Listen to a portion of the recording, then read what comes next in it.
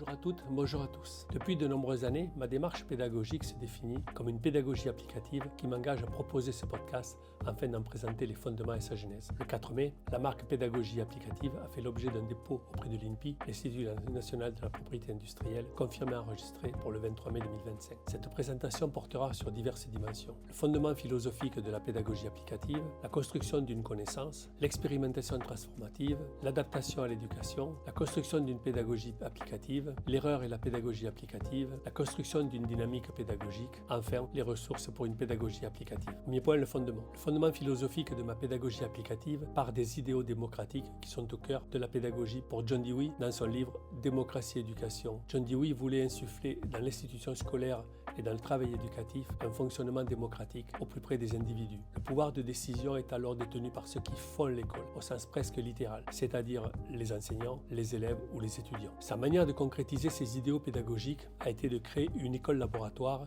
aussi appelée École Dewey, dans laquelle la théorie et la pratique sont imbriquées dans l'apprentissage des savoirs. L'expérience joue aussi un rôle fondamental dans sa pédagogie et on doit à John Dewey le principe de hands-on learning, apprendre par l'action, ou encore dans une autre acceptation, learning by doing. Ce sont les balbutiements de la pédagogie par projet. En 1897, John Dewey a formulé cette célèbre affirmation « L'éducation n'est pas une préparation à la vie, l'éducation est la vie elle-même ». Cette maxime résonne particulièrement bien dans le contexte actuel. John Dewey est une des figures majeures de l'école philosophique américaine du pragmatisme, fondée par Charles Sanders Peirce et William James.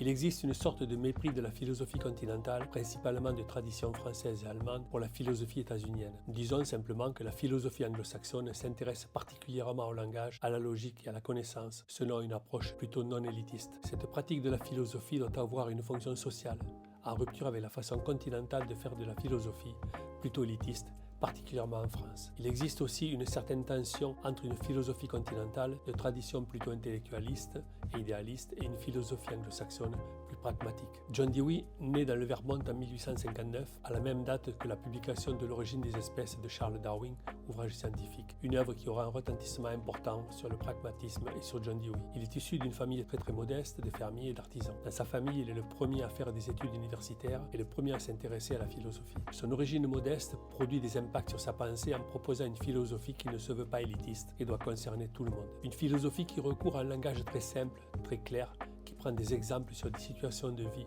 et qui met au centre de la pensée le rapport à la réalité, le droit à la pratique et ses effets concrets. Il s'agit surtout de ne jamais laisser la philosophie dans une théorie de l'abstraction, mais d'en évaluer toujours les conséquences pratiques et sociales. Après ses études supérieures, dédiées aux lettres et aux sciences, il élargit les perspectives en se consacrant au droit international, à l'économie politique, à la logique, à l'éthique et à la morale. Penseur de la philosophie, il faut retenir de John Dewey qu'il refusera toutes les formes de dualisme entre le sujet et l'objet, entre l'individu et la société, et qu'il essaiera toujours de penser de manière dynamique. On peut retenir un esprit en mouvement qui essaie toujours de conjuguer l'identification des degrés de liberté qui permettent des changements de perspective, de contexte et de contenu. Pendant ces périodes à l'université du Michigan et de Chicago, il intègre divers postes dans les premiers départements de pédagogie qui auront un impact décisif sur le couronnement de ses recherches. Son œuvre immense contient 36 volumes de plus ou moins 400 à 500 pages chacun, sans compter une abondante correspondance. Seule son œuvre pédagogique a été traduite en français parmi Expérience et éducation et Démocratie et éducation. La pensée de John Dewey s'inscrit dans le cadre général d'une philosophie du pragmatisme fondée par Charles Sanders Peirce à la fin du XIXe siècle qui s'intéresse à la dimension plutôt logique du pragmatisme et rejoint par William James qui lui travaille sur la dimension psychologique. Puis John Dewey va s'intéresser à la dimension sociale et pédagogique du pragmatisme.